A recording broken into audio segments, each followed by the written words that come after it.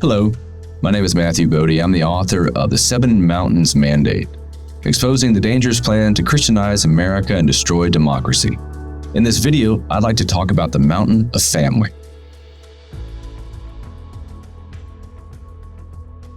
The Turning Point USA version of the Seven Mountains Mandate wants the church and Christians individually to act as a sort of cultural law enforcement, to enforce a certain cultural code or a definition of the family, to retake the mountain of family.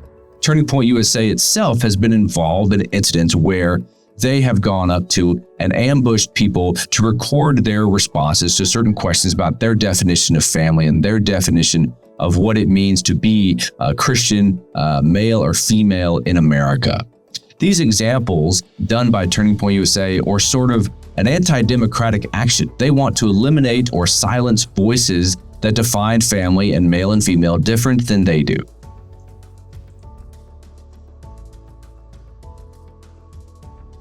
What then is the definition for male and female given by Turning Point USA in their version of the Seven Mountains Mandate?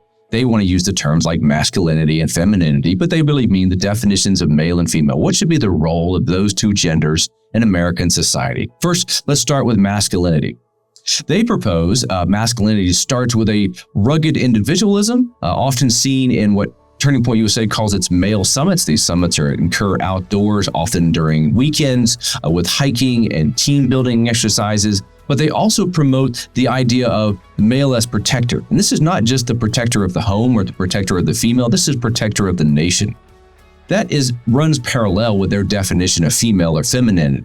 They promote, Turning Point USA promotes the idea of feminism through their own female summits, where they give speakers and define things in terms of motherhood and home building. Specifically, though, they want motherhood and home building to create a space that allows male leadership to take place. Again, this is not just male leadership in the home or the church, this is male leadership in the nation. So the ideas behind Turning Point USA's definition of the family and the retaking of the mountain of family implies, of course, that there are other definitions, not just out there, but those other definitions, though perhaps anti-Christian definitions, are winning the day in America.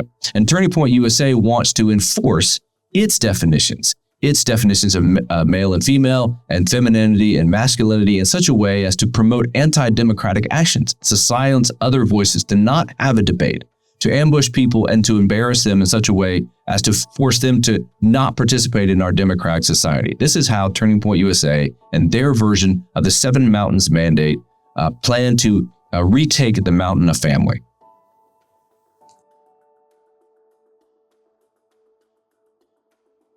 I think there are two important questions you should consider when thinking about the mountain of family.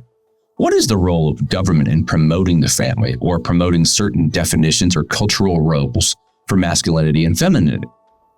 And second, in regard to Turning Point USA's versions of the Seven Mountains Mandate, how should Christians who don't follow Turning Point's penchant for ambushing and embarrassment and silencing voices, how should Christians respond?